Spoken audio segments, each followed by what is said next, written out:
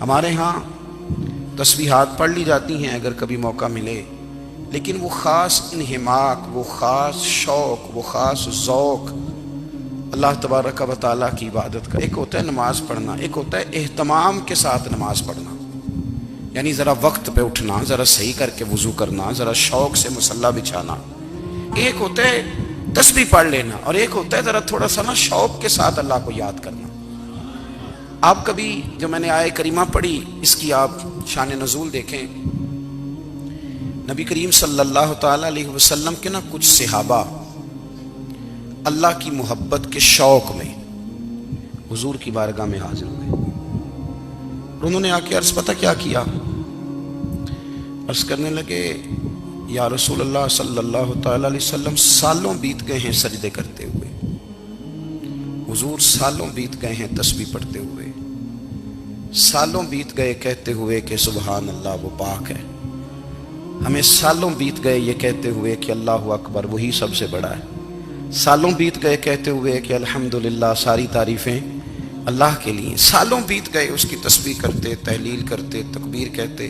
حضور اب نہ ہمارا اپنے رب سے ملنے کو جی چاہتا ہے، کبھی اے حقیقت منتظر نظر آ نہ لباس مجاز میں، لاکھوں سجدے تڑپ رہے ہیں میری جبین نیاز میں، اور اقبال کہنے لگے کہ تیرے عشق کی انتہا چاہتا ہوں، تو میری سادگی دیکھ کیا چاہتا ہوں، میرا ذرا سا تو دل ہے مگر شوق اتنا، میں وہی لن ترانی سنا چاہتا ہوں۔ میرا بھی دل کرتا ہے کہ اللہ میں تجھے کہوں میں تجھے دیکھنا چاہتا ہوں، جس طرح حضرت موسیٰ کلیم علیہ السلام نے کہا تھا، اور تو مجھے کہے کہ لن ترانی تو نہیں دیکھ سکتا، ذرا سا تو دل ہے مگر شوق اتنا، میں بھی وہی لن ترانی سنا چاہتا ہوں۔ پھر کہنے لگے بھری بزم میں راز کی بات کہہ دی، بڑا بے ادب ہوں سزا چاہتا ہوں۔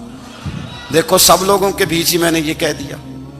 میرے عزیز صحابہ نا شوق میں، کتنے سارے لوگ ہیں آپ، کتنی ماشاءاللہ بڑی تعداد میں آپ آئے، ہم بھی کبھی اس شوق میں گئے ہیں کہ ہمارے رب کو دیکھنے کو دل چاہتا ہے، ہمارا جی چاہے وہ کبھی ہمیں ملے، ہم کبھی اس کی زیارت کریں، اس کی بارگاہ کرم میں ہم حاضر ہوں۔ صحابہ نے عرض کیا یا رسول اللہ صلی اللہ تعالی وسلم ہمارا رب کہاں ہے، ہمارا نا اپنے رب کو دیکھنے کو جی چاہتا ہے۔ جب صحابہ نے یہ عرض کیا تو اللہ نے قرآن مجید نازل کیا، فرمایا وَإِذَا سَأَلَكَ عِبَادِي أَنِّي فَإِنِّي قَرِيبٌ، محبوب جب میرے بندے آپ کی بارگاہ میں آ کے میرے بارے میں پوچھیں نا تو ان سے کہہ دینا میں ان کے قریب ہی ہوں، قریب ہی ہوں۔ دلیل کیا ہے؟ بھائی اذا دان، یہ جب بھی مجھ سے دعا مانگیں گے میں ان کی دعاؤں کو قبول فرماؤں گا، میں ان کے قریب ہوں، میں ان کے قریب ہوں، یہ جب بھی دعا مانگیں گے نا میں قبول کروں گا، میں ان کے قریب ہوں۔ اللہ تبارک و تعالیٰ کے بندے اللہ سے محبت کرتے، رب کی بارگاہ میں جھکتے، اس کو اپنے دکھ سناتے، اس کے پیارے محبوب صلی اللہ تعالی علیہ وسلم کا وسیلہ لے کے اس کے حضور حاضر ہو جاتے، پیشانیاں سجدوں سے روشن ہوتی۔ ہم نا ہر چیز کے لیے وقت نکالتے ہیں، ہر چیز کے لیے، لیکن عبادت کے لیے وقت نہیں نکالتے۔ ہر شے آباد ہے، ہر شے، ہماری فیس بک بھی آباد ہے، واٹس ایپ بھی آباد ہے، ہمارے ٹویٹر بھی آباد ہیں، ہماری ہر چیز آباد ہے، سب سے کم آباد ہمارا مصلی رہ گیا ہے، سب سے کم۔ وہ لوگ اب ڈھونڈنے سے ملتے ہیں جن کی بغل میں مصلی ہوتا تھا۔ میرے بھائی آپ کتنا کو دنیا کے پیچھے بھاگو گے تھکا دے گی، کتنا دولت کے پیچھے بھاگو گے تھکا دے گی۔ آپ جب اپنی زندگی میں جمع تفریق کرو گے نا تو مرتے وقت احساس ہوگا کہ سارا کچھ تو لوگوں کے لیے کیا، اپنے لیے تو کر ہی کچھ نہیں سکے۔ اور ہم عبادت کے معاملے میں بہانے بازی بھی کرتے ہیں، ہم کہتے ہیں اوہو رزق کمانا بھی تو عبادت ہی ہے نا، تو میں حلال روزی کے لیے جا رہا ہوں یہ بھی تو عبادت ہے نا۔ میری طرح کے لوگ کہہ دیتے ہیں کہ میں سویرے اٹھ کے مدرسے میں کچھ اسباق دیکھتا ہوں تو یہ بھی تو عبادت ہے، میں بیان کرنے کے لیے مطالعہ کرتا ہوں تو یہ بھی تو عبادت ہے نا، اتنے لمبے سفر کر کے ملک میں دنیا میں گھومتا ہوں تو یہ بھی تو میں عبادت ہی کر رہا ہوں۔ اب اسپیشل نفلوں کے لیے وقت کس طرح نکلے، اسپیشل کر کے تسبیح میں کیسے چلاؤں، میں سارا کچھ ہم بہانے بنا لیتے ہیں نا۔ میرا سوال یہ ہے کہ یہ ساری باتیں صحابہ کو، نبی کریم کو، دیگر لوگوں کو بھی تو پتہ تھی نا، لیکن آپ غور تو کریں 23 سال हुजूर को वक्त मिला मुख्तसर वक्त ज़ाहिरन तबलीग करने के लिए। पूरी दुनिया में दीन भी फैलाना है। घर में 11 अज़वाज है, 4 बेटियां हैं, उनकी औलादें, सारे कामकाज भी देखने हैं। लेकिन सैयदा तैयबा ताहिरा हज़रत आयशा सिद्दीक़ा रज़ी अल्लाह ताला अन्हा फरमाती हैं, सारा दिन तबलीग करते, हर गुलाम के दुख सुनते, घर में आते तो अपने घर वालों का ख्याल करते, काम में हमारा हाथ बटाते। कुर्बान जाऊं, कहती हैं जमाना सारा सो जाता लेकिन आमना के लाल मुसल्ला बिछा लेते। दुनिया सो गई, सारी सब सो गए, जो खुदाम थे, वो जो गुलाम थे, वो सो गए। सही मुस्लिम में लफ्ज मिलेंगे, सैयदा पाक फरमाती हैं, ओ मेरे नबी के गुलामों, मैंने ये रंग भी देखा है कि हुजूर ने इतना खड़े रहे, इतना क़याम किया, इतना क़याम किया कि मुक़द्दस पैरों में वरम आ गए, सूज गए पैर। इतने बड़े दिल पे हाथ रख के नहीं बता सकता कि मेरे कभी नमाज में पैर सूज गए, कोई नहीं बता सकता। बच्चों की रोटी कमाते थक गए, बात अलग है। हम सैर करने गए तो थक गए, बात अलग है। लेकिन इबादत में ये भी तो मुस्लिम शरीफ है ना, ये भी तो दीन है ना, ये भी तो हुजूर की सुन्नत है, ये भी तो वो चीज है जो करीम की आंखों की ठंडक है। सैयदा फरमाती हैं पैरों में वरम आ गए और सारी रात ही हुजूर ने नमाज पढ़ी और एक ही आयत बार बार दोहराई। मस्जिद नबी में बिलाल हबशी ने फजर की अजान दे दी और हुजूर अभी मुसल्ले पे थे। करीम फारिग हुए, मैंने अर्ज की, या रसूल अल्लाह सल्लल्लाहु अलैहि वसल्लम, आपके तो सदके अल्लाह अगले पिछलों के गुनाह माफ करेगा, तो आप इतनी आहोजारी क्यों फरमाते हैं? आप तो शफी हैं, आप तो अंबिया के इमाम हैं। तो हुजूर ने फरमाया, आयशा तुमने गिनवाया है ना मेरे अल्लाह की मुझ पर कितनी रहमत है। अफला अकूना अब्दन शुकूरा, फरमाया अगर उसने इतनी नेमतें दी हैं तो क्या मैं उसका शुक्रगुजार बंदा ना बनूं? मैं शुक्रगुजार बंदा ना बनूं उसका? फिर अगर इतनी नेमतें उसने दी हैं, मुझे इतना नवाजा है, तो फिर मैं उसके सामने सजदे ना करूं? ओ मेरे भाई, बड़े काबिल फख्र लोग हैं हम कि हम नबी पाक के गुलाम हैं। हम काबिल फख्र हैं कि नबी करीम के गुलाम हैं। क्या कभी इस गुलामी के शुक्राने में भी 2 नफल पढ़े? या अल्लाह तेरा शुक्र है तूने हमें हुजूर का गुलाम बनाया है। याद रखें कि अपनी रूहानी जिंदगी को आबाद करें, इस्तिगफार पढ़ें, तस्बीहात करें। हजरत अब्दुल्ला इब्न उमर रज़ी अल्लाह ताला अन्हु हजरत उमर के साहिबजादे, मक्का मुकरमा में उनकी कब्र है। मैंने जब उन्हें पढ़ा तो मुझे उनसे बड़ा प्यार हो गया। लेकिन आपको पता है वहां जाके किसी शख्स का मज़ार तलाश करना या पूछना एक मुश्किल काम होता है। तो एक दफ़ा मैं मक्का शरीफ में हाजिर था, तो एक गाड़ी वाला ड्राइवर मुझे कहने लगा कि मौलाना मैं आपको जानता हूँ, मुझे आपसे मोहब्बत है, एक बात बताऊँ आपको। मैंने कहा बताओ। कहने लगे हज़रत अब्दुल्ला इब्न उमर की कब्र देखनी है। मैंने कहा ये तू नहीं कह रहा, ये किसी ने बंदोबस्त कराया है, ये अल्लाह ने तेरे दिल में बात डाली है, ये हो गया, तू ले चल मुझे। हज़रत अब्दुल्ला इब्न उमर को नबी पाक ने फरमाया था राजुल सालिह, ये नेक बंदा है, ये मुत्तकी आदमी। हज़रत अब्दुल्ला इब्न उमर रज़ी अल्लाह ताला अन्हु सैयदना फारूक आज़म रज़ी अल्लाह ताला अन्हु के साहिबजादे हैं और इनकी हमशीरा सैयदा हफ्सा रज़ी अल्लाह ताला अन्हा हुजूर की ज़ौजा मोहतरमा। एक दिन अपनी हमशीरा से कहने लगे कि नबी करीम सल्लल्लाहु ताला अलैहि वसल्लम घर में आए ना, और अगर हुजूर गम उम्मत में परेशान ना हो, तबीयत को हशाश बशाश देखो, तो ज़रा पूछना तो सही हुजूर का मेरे बारे में क्या ख्याल है। पूछना तो सही कि करीम की बारगाह में मेरा क्या मकाम है, मेरे बारे में हुजूर क्या फरमाते हैं। अब बहन को काम बताए और बताए भी भाई, और फिर बहन वो काम ना करे, ये तारीख में होता नहीं। हज़रत उमर फारूक रज़ी अल्लाह ताला अन्हु की साहिबजादी उम्मुल मोमिनीन रज़ी अल्लाह ताला अन्हा फरमाती हैं कि मैं तो बस मुंतज़िर थी। उन्होंने तो कहा था ना कि अगर तुम हशाश बशाश देखो तो बात करना, लेकिन हुजूर तशरीफ़ लाए, मेरी बारी थी, मेरे घर तशरीफ़ लाए, खाना पेश किया तो फौरन मैंने अर्ज़ की हुजूर एक बात पूछनी थी। तो हुजूर ने फरमाया पूछिए। मैंने अर्ज़ की हुजूर मेरे भाई अब्दुल्ला इब्न उमर के बारे में आपका क्या ख्याल है। नौजवानों मेरी बात पे गौर करना, मेरे भाई के बारे में आपका क्या ख्याल है। नबी करीम सल्लल्लाहु ताला अलैहि वसल्लम ने मेरी तरफ देखा और फिर हुजूर ज़ेरे लब थोड़ा मुस्कुराए। और बरेली के इमाम कहते हैं कि हुजूर मुस्कुरा देते थे ना, तो जो बड़ा दुखी होता था वो भी हंस पड़ता था। अब सवाल पैदा होता था कि फिर तो उस मुस्कुराहट के लिए इंतज़ार करना पड़ता होगा कई कई महीने कि हुजूर मुस्कुराएं, تو رونے والے ہنسیں تو اعلیٰ حضرت فرماتے نہیں، انتظار نہیں کرنا پڑتا، یہ مسکراتے رہنا تو حضور کی عادت ہے۔ جس کی تسکین سے روتے ہوئے ہنس پڑے اس تبسم کی عادت پہ لاکھوں سلام۔ یعنی یہ تو عادت ہے حضور کی مسکراتے رہنا، اس کے لیے انتظار نہیں کرنا پڑتا۔ بھائیو آپ خیال رکھیں گے، غور کریں گے، حضرت عبداللہ ابن عمر رضی اللہ تعالیٰ عنہ کے بارے میں پوچھا تو سیدہ فرماتی ہیں کہ نبی کریم صلی اللہ تعالیٰ علیہ وسلم نہ زیر لب مسکرائے اور فرمایا حفصہ تیرا بھائی ہے تو اچھا، لیکن میں نے سنا ہے کہ عشاء کی نماز پڑھتا ہے تو فجر تک سویا ہی رہتا ہے۔ او نوجوانوں، 10 بجے تک سونے کی بات نہیں ہوئی، 9 بجے تک سونے کی بات نہیں ہوئی، 11 بجے اٹھنے کی بات نہیں۔ حضور فرمانے لگے میں نے سنا ہے کہ عشاء کی نماز پڑھ کے سو جاتا ہے اور فجر تک سویا ہی رہتا ہے، اسے چاہیے کہ تہجد کے وقت اٹھا کرے، اللہ کی بارگاہ میں حاضر ہوا کرے، آہوزاری کرے، سجدے کرے، عبادت کرے، اٹھتا ہے اور فجر میں جا کے اٹھتا ہے۔ حضرت جناب حفصہ رضی اللہ تعالیٰ عنہ کہتی ہے میں نے جناب عبداللہ ابن عمر کو پیغام دیا اور میں نے کہا میرے جوان بھائی سن، نبی پاک نے فرمایا ہے تو اچھا پر تہجد میں نہیں اٹھتا، نفل نہیں پڑھتا۔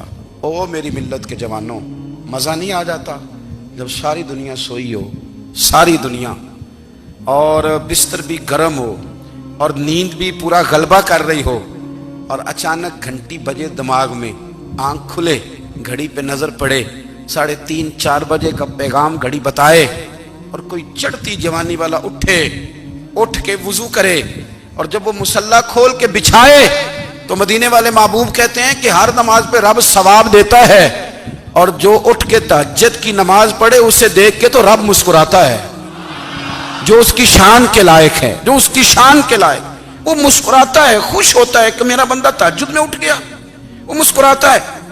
کاش ہماری صبحیں کبھی اپنے مالک کے نام ہو جائیں، کاش کے صبحیں۔ حضرت ابو الحسن رحمۃ اللہ تعالیٰ علیہ حضرت معاذ ابن جبل رضی اللہ تعالیٰ عنہ کے پاس بیٹھا کرتے تھے، فرماتے ہیں ان سے جو پیار بڑھا تو پھر میرا مصلی سے بھی بڑھ گیا۔ تابعی ہیں، فرماتے ہیں صحابی رسول سے محبت ہوئی تو ذکر سے بھی ہو گئی، پھر درود شریف سے بھی ہو گئی، محبت ان سے بڑھی تو پھر اللہ نے مسجد کا پیار بھی بڑھا دیا۔ آپ فرماتے ہیں کہ میری ہر وقت طبیعت چاہتی تھی کہ بس اللہ اللہ کروں، بس اللہ اللہ کروں، بس نہ میں ذرا تھوڑی جان چھڑاؤں لوگوں سے، کو 10 منٹ ملے تو میں کچھ 4 نفل پڑھ لوں، میں تھوڑا سا نہ بچوں لوگوں سے اور مجھے تسبیح ملے تو میں نہ کچھ 400-500 دفعہ استغفار پڑھوں، سبحان اللہ، الحمدللہ، اللہ اکبر، لا حول ولا قوت الا باللہ، میں نہ تسبیحات پڑھوں۔ فرماتے ہیں کہ بچے تھے گھر میں 6-7، غربت تھی، کام ملتا کوئی نہیں تھا، اور میں کام چور نہیں تھا، کام ڈھونڈتا تھا، پر اللہ کی قدرت کے کام نہیں ملتا تھا۔ فرماتے ہیں کہ میں نے ایک دن اپنی اہلیہ سے کہا کہ آج میں پھر جاتا ہوں کام ڈھونڈنے، تو میری بیوی بڑی فرما بردار تھی، پر اس دن نہ غربت کے ہاتھوں تنگ آ کے کہنے لگی آج نانا کوئی تو چیز لے کے آیا تو مجھ سے بچوں کی بھوک نہیں دیکھی جاتی، یہ سب روگاں دا روگ محمد جس دا نام غریبی، کنڈ بلا کے لنگ جاندے نہیں دوست یار قریبی، آج نہ کچھ لے کے آیا تو میں بچے لے کے میکے چلی جاؤں گی۔ شیخ فرماتے ہیں کہ میں بڑا پریشان گھر سے نکلا، پر میں نے صبح سے لے کے زور تک کام ڈھونڈا، کام ملا کوئی نہیں، تو میرے دل میں خیال آیا چلو کام نہیں ملتا تو اللہ اللہ تو کرے نا، چلو بندوں کی مزدوری نہیں ملتی تو رب کریم کی عبادت ہی کرتے ہیں۔ فرماتے ہیں کہ میں نے نا فرات کے پانی سے وضو کیا، نہر کے، شدید دھوپ تھی، ساتھ ریت تھی اور ریت تپ رہی تھی، میں نے اپنا رومال وہیں مصلی کے طور پر بچھا لیا، اور فرماتے ہیں کہ زور سے لے کر عصر تک نماز پڑھی، دھوپ بھی پورے زور پہ، پر میرے سجدے کا ذوق بھی پورے زور پہ۔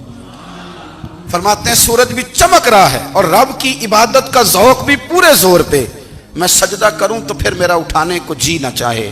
میرے استاد لکھا کرتے تھے، یہ ان کا شعر ہے، وہ کہا کرتے تھے مجھے سوز دے، مجھے ساز دے، اور مجھے نیم شب کا نیاز دے، دم سجدہ خود کو میں توڑ دوں، مجھے ایسا ذوق نماز دے، اور میں تیری بہار کا پھول ہوں، میں کھلا بھی ہوں تو تیرے لیے، مجھے میری شاخ سے توڑ لے، مجھے اپنی زلف کا ناز دے۔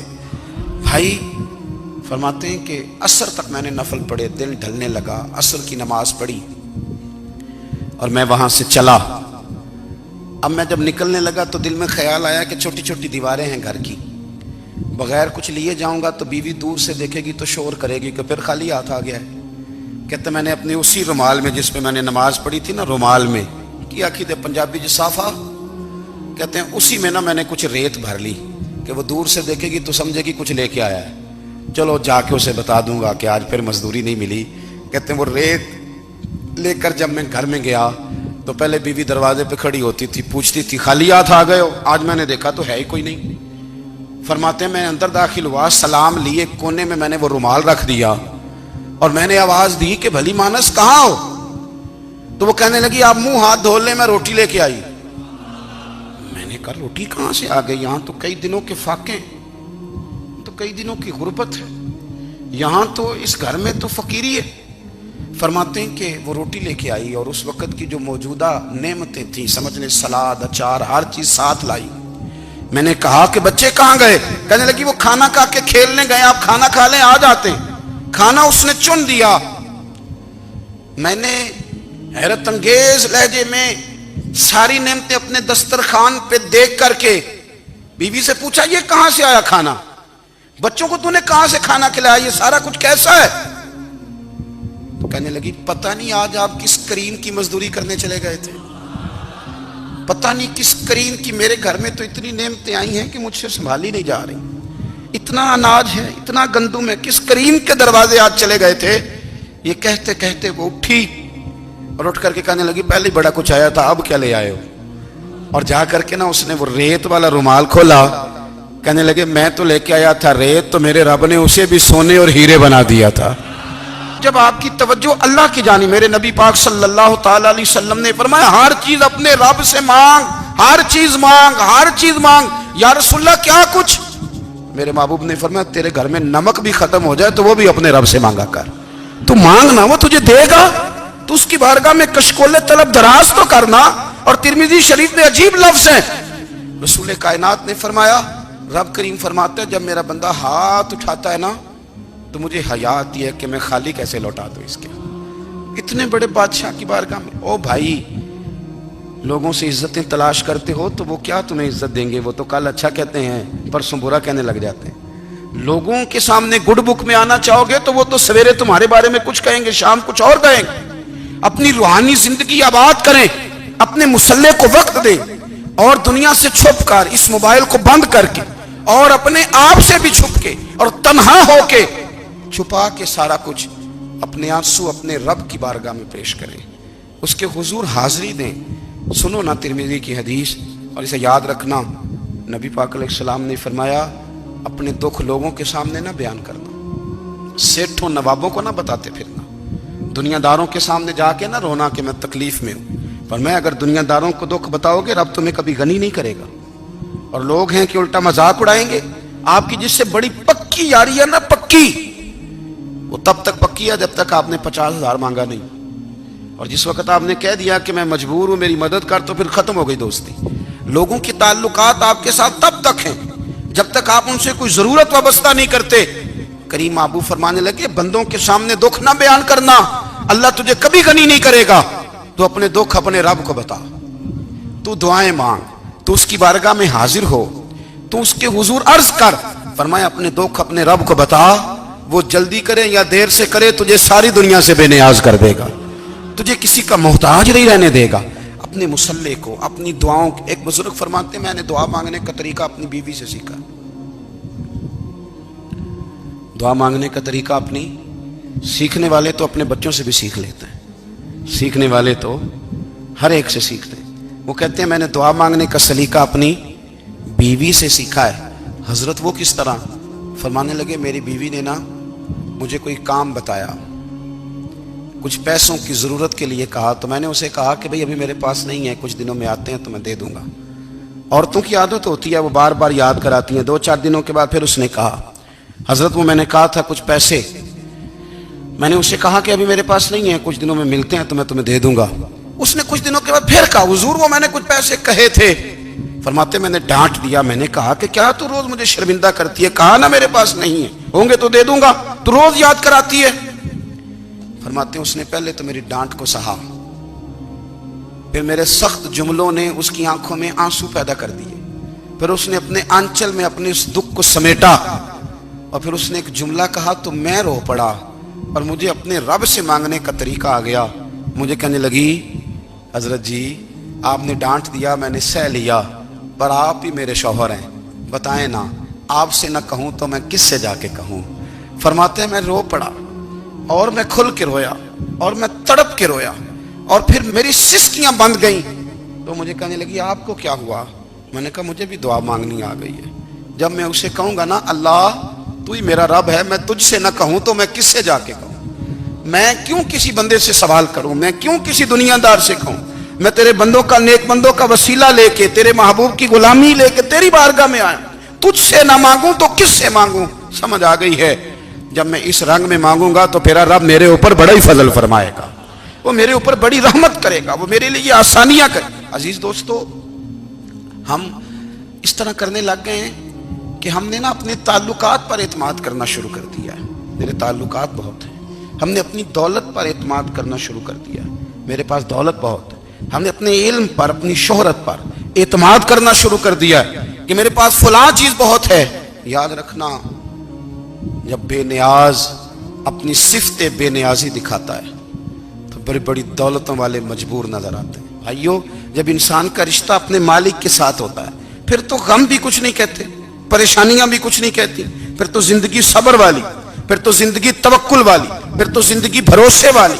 پھر انسان اپنے آپ کو رسوا نہیں کرتا، دنیا داروں سے امیدیں اس کی ختم ہو جاتی، امیدیں اللہ رسول سے لگا لیتا ہے، مضبوط ہو جاتا ہے، مضبوط، طاقتور ہو جاتا ہے، خوددار ہو جاتا ہے، باوقار، باعزت ہو جاتا ہے۔ حضرت بہلول دانا رحمۃ اللہ علیہ بیٹھے تھے تو ہارون رشید حج کر کے آ رہا تھا، تو رستے میں حضرت شیخ سے ملاقات ہو گئی تو السلام علیکم کے بعد کہنے لگا حضور کوئی حکم ہو تو بتائیے گا۔ تو حضرت بہلول دانا فرمانے لگے تیرا رب کون ہے؟ اس نے کہا اللہ۔ تو فرمایا میرا کون ہے؟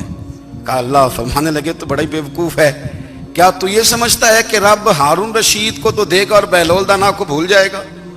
تیرا بھی وہی رب ہے، میرا بھی وہی رب ہے۔ اس نے اگر تجھے دے کے آزمایا ہے تو ہو سکتا ہے مجھے نہ دے کے آزما رہا ہو۔ جب اس کی حکمت کے تقاضے ہوں گے تو عطا کرے گا اور دے گا، تو جا اپنا کام کر۔ بھائی، اپنی روحانی زندگی، اپنی عبادات، اپنے وظائف، اپنے روزمرہ کے معاملات، اپنی دعائیں، اپنا استغفار، دیکھو کوئی مشکل کام تو نہیں، 2 رکوع ہیں سورہ واقعہ کی اگر رات کو پڑھ لی جائے تو۔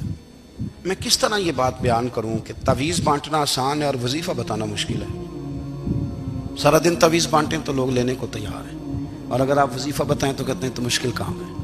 او خدا کے بندے، اگر آپ کا تعلق قرآن پاک کے ساتھ مضبوط ہو، قرآن پاک کے ساتھ اگر آپ کا رشتہ ہو، لوگ سفارشیں ڈھونڈتے ہیں نا دنیا میں، کوئی تعلق مل جائے تو میرا کام ہو جائے۔ دنیا میں اتنا مشکل معاملہ ہے، آخرت میں مجھے بتائیے گا کتنا مشکل معاملہ ہوگا۔ میرے نبی پاک صلی اللہ تعالی علیہ وسلم نے فرمایا جو لوگ سورہ ملک پڑھا کرتے تھے نا، سورہ ملک، یہ سورت ملک قیامت میں ان کی سفارش کرے گی، اور اس طرح کرے گی کہ کہے گی اے اللہ یہاں اس بندے کو جنت میں داخل کر دے یا مجھے قرآن پاک سے علیحدہ کر دے۔ تو رب فرمائے گا جا اس کا دامن تھام کے اسے جنت تک پہنچایا۔ آپ بات کو سمجھیں، جب آپ کے تعلقات اپنے معاملات کے ساتھ مضبوط ہوں گے، یہ نبی کریم نے وعدہ کیا ہے کہ تو سورت واقعہ پڑھ تیرے گھر میں فاقہ نہیں آئے گا۔ حضرت عبداللہ ابن مسعود رضی اللہ تعالیٰ عنہ بیمار تھے تو حضرت عثمان غنی رضی اللہ تعالیٰ عنہ تیمارداری کے لیے تشریف لے گئے اور جا کر کے کہا کہ آپ بڑے بیمار ہیں، آپ کی بیٹیاں زیادہ ہیں، میں چاہتا ہوں کہ خزانے میں سے کچھ مدد کروں۔ تو سیدنا عبداللہ ابن مسعود رضی اللہ تعالیٰ عنہ اٹھ کے بیٹھ گئے اور کہنے لگے امیر المومنین، اللہ آپ کو میری طرف سے، میری بیٹیوں کی طرف سے بہتر صلہ دے، میری بیٹیوں کو کسی خزانے کی ضرورت نہیں، میں نے انہیں خزانہ دے دیا ہے۔ کہا جناب آپ نے کون سا خزانہ دیا ہے، میں آپ کے مالی معاملات کو جانتا ہوں۔ تو فرمانے لگے امیر المومنین، میرے نبی کریم نے فرمایا ہے جو سورت واقعہ پڑھے اسے کبھی فاقہ نہیں آتا، میں نے بیٹیوں کو یاد کرا دی ہے، یہ خزانہ میں نے انہیں دے دیا ہے۔ وہ سارے والدین سنیں جو بیٹیوں کے لیے پریشان رہتے ہیں۔ حضرت عبداللہ ابن مسعود نصیحت کر رہے ہیں، فرمانے لگے میں نے سورت واقعہ یاد بھی کرا دی ہے، پڑھنے کی عادت بھی ڈال دی ہے۔ حضور نے فرمایا ہے جو سورت واقعہ پڑھے اس سے فاقہ نہیں آتا۔ کہنے لگے چاند تو اپنی جگہ چھوڑ سکتا ہے، سورج گر سکتا ہے، تارے ٹوٹ سکتے ہیں، پر مدینے والے رسول کی بات غلط نہیں ہو سکتی۔ حضور نے فرمایا فاقہ نہیں آئے گا تو انشاءاللہ کبھی بھی نہیں آئے گا۔ کرنے کا کام یہ ہے کہ ہم اپنے معاملات، اپنی عبادات، اپنی دعائیں کبھی 10 منٹ عادت ہو جائے نا دعا مانگنے کی علیحدہ سے رات کو. حضور نے فرمایا جو فرض نماز کے بعد دعا مانگے اللہ اس کی قبول کر لیتا ہے. نبی پاک صلی اللہ تعالی علیہ وسلم نے فرمایا اللہ مسافر کی دعا قبول فرماتا ہے. حضور نے فرمایا اللہ مظلوم کی دعا قبول فرماتا ہے. حضور نے فرمایا بیمار سے دعا کراؤ اللہ اس کی دعا قبول فرماتا ہے. میرے نبی پاک نے فرمایا ماں باپ جب بھی اولاد کے لیے ہاتھ اٹھائیں، ویسے تے بلے شاہ تو آسمانی اڈدیاں ہی پھڑ دیں، جڑا گھر بیٹھا انہوں بڑھیا ہی نہیں. حضور فرمانے لگے ماں باپ جب بھی اولاد کے لیے دعا فرمائیں اللہ ان کی دعا کو قبول کرتا ہے. آپ اپنا تعلق بنائیں دعا کے ساتھ، عبادت کے ساتھ، مصلی کے ساتھ رشتہ بنائیں، استغفار پڑھیں. صلاح الدین ایوبی صلیبی جنگوں میں تھے، رات کو مسجد اقصیٰ میں نماز پڑھی تو پریشان تھے. ایک بزرگ سے ملاقات ہوئی تو وہ کہنے لگے کہ آپ بڑے پریشان ہیں. کہنے لگے حضور پریشان اس لیے ہوں کہ پہلے ہی مسلمان کمزور ہے، اب میں نے سنا ہے دشمن کا ایک بحری بیڑا وہ جنگی سامان سے بھرا ہوا آ رہا ہے، تو اب ان کے پاس اور تلواریں اور نیزے آ جائیں گے، مسلمانوں کے پاس پہلے ہی وسائل کی کمی ہے، پریشان ہو کس طرح کر کے مقابلہ کریں گے. یہ بات کہتے ہی صلاح الدین ایوبی نے بزرگوں سے کہا حضور آپ بھی دعا کرنا، دعا کی بڑی طاقت ہے. میرے نبی پاک نے فرمایا دعا مومن کا ہتھیار ہے، دعا مومن کا، دعا مومن کا. حضور نے فرمایا تقدیر کو سوائے دعا کے کوئی چیز نہیں بدل سکتی. دعا مومن کا ہتھیار ہے، یہ کافر کے پاس کوئی نہیں، یہ ہتھیار ہے مومن کا. اللہ کرے آپ کو سمجھ آئے. پھر سنیں کئی بار کہہ چکا ہوں یہ ہتھیار ہے. کافر کے مقابلے میں جو تیرے پاس سب سے بڑا ہتھیار ہے وہ دعا ہے. دعائیں کرانی چھوڑ دی، کرنی چھوڑ دی، لینی چھوڑ دی. حضرت سیدنا انس بن مالک رضی اللہ تعالیٰ عنہ فرمایا کرتے تھے میں نے وہ رنگ دیکھا ہے جب حضور دعا مانگتے تھے اور حضور کی مقدس آنکھوں میں آنسو بھی ساتھ ہی بہا کرتے تھے. میں نے وہ انداز دیکھا. تو صلاح الدین ایوبی بزرگ سے کہنے لگے آپ بھی دعا کیجیے، اور خود رونے لگے اور سر سجدے میں رکھ کے رونے لگے اور عشاء سے لے کر فجر تک روئے، خوب روئے. صبح وہ بزرگ آئے تو صلاح الدین ایوبی کا خوبصورت اور ہنستا ہوا چہرہ دیکھا. کہنے لگے آپ بڑے خوش ہیں، رات تو میں نے بڑے روتے ہوئے دیکھا تھا. تو کہنے لگے حضور وہ جو بحری بیڑا آ رہا تھا نا وہ پانی میں ڈوب گیا ہے، اب وہ نہیں آ رہا، ابھی خبر آئی ہے تو میں بڑا خوش ہوں. بزرگ کہنے لگے اٹھ سینے سے لگ اور سن ایک بات، وہ بحری بیڑا پانی میں نہیں ڈوبا، وہ تیرے آنسوؤں میں ڈوب گیا ہے. وہ جو تو رات رویا ہے نا رب کریم کی بارگاہ میں تو وہ ڈوب گیا ہے. بھائی اپنا مصلی کا، عبادت کا، وظائف کا، اللہ کا سلسلہ اس کو مضبوط کریں، اپنی دعاؤں کے تعلق کو مضبوط کریں. دعائیں بڑے انقلاب برپا کر دیتی ہیں. ہم تھوڑے تھوڑے نا جب سے خشک ہوئے ہیں نا، خشک، اور میری تو جماعت ہی صوفیاء کی جماعت تھی. ہم تو داتا علی اجمیری کی جماعت سے، ہم تو خواجہ اجمیری کی جماعت سے، ہم تو شیخ احمد فاروق سرہندی کی جماعت سے، ہم تو صوفیاء کی جماعت. ہماری جماعت نے بھی وہ تعلق جو ہمارے بزرگوں نے بنایا تھا. بزرگ اللہ کے قریب کیسے جاتا ہے؟ تو ہمارے یہاں نا بہت سارے لوگ کہتے ہیں جی نظر ہو گئی تو کام ہو گیا. بھائی جو بخاری مسلم میں طریقہ ہے نا اللہ کا قرب پانے کا وہ تو نفل ہے. نبی کریم علیہ الصلوۃ والسلام نے فرمایا بندہ نفلوں کے ذریعے رب کے قریب جاتا ہے اور اتنا قریب جاتا ہے کہ پھر اللہ اس کی زبان بن جاتا ہے، اللہ اس کی آنکھیں بن جاتا ہے، کان بن جاتا ہے، ہاتھ اور پیر بن جاتا ہے. تو یہ تو عبادت ہے، یہ تو اللہ کی بارگاہ کی حاضری ہے جو آپ کو اللہ کے قریب کرے گی. تو اپنے نماز کو اہمیت دے کے ادا کریں، نمازیں موبائل بند کر کے ادا کریں. لیکن نا کچھ لوگ کہتے ہیں مجھے ٹائم نہیں ملتا نماز کا. تو میں کہتا ہوں یہ آپ نے بڑی جرت کی بات کی ہے.